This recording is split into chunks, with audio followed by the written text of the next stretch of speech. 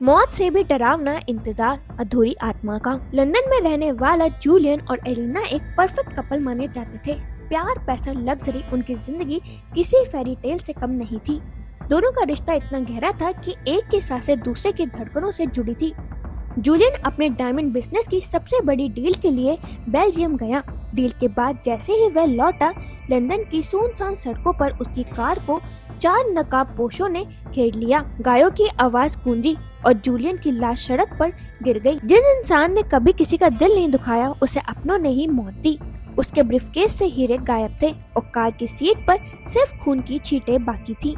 उसकी आंखें खुली थी, जैसे आखिरी सांस तक किसी अपने को ढूंढ रही हो। उसकी मौत के बाद एलिना टूट गई थी, लेकिन कुछ रातों बाद उसे एहसास हुआ कि जूलियन की आत्मा अब भी आसपास है। छत पर उसे पहली बार जूलियन की रूह दिखाई दी। खून से सना चेहरा, लाल आंखें और दर्द में भरी आवाज। मैं मरना नहीं चाहता था एलिना, उसकी आत्मा जैसे जवाब मांग रही थी।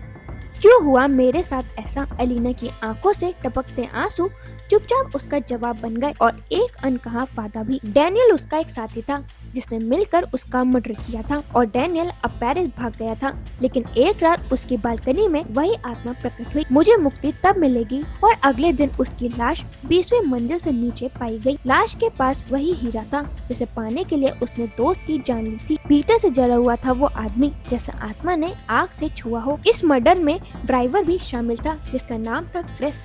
लेकिन क्रिस स्कॉटलैंड के गांव में छुपा था। लेकिन एक रात सपने में वही आवाज गूंजी, स्पीड कम रखो, इतनी क्या जल्दी थी।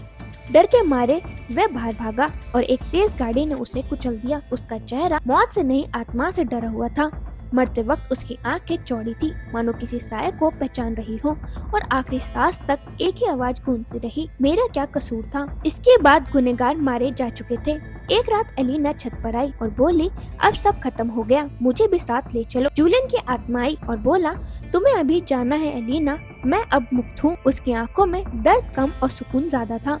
उसकी रूह अब पहले जैसी भटकी हुई नहीं थी, शांत और रोशनी से भरी थी। मगर एलिना का दिल अब किसी सांस के लिए नहीं, सिर्फ जूलियन के लिए धड़कता था।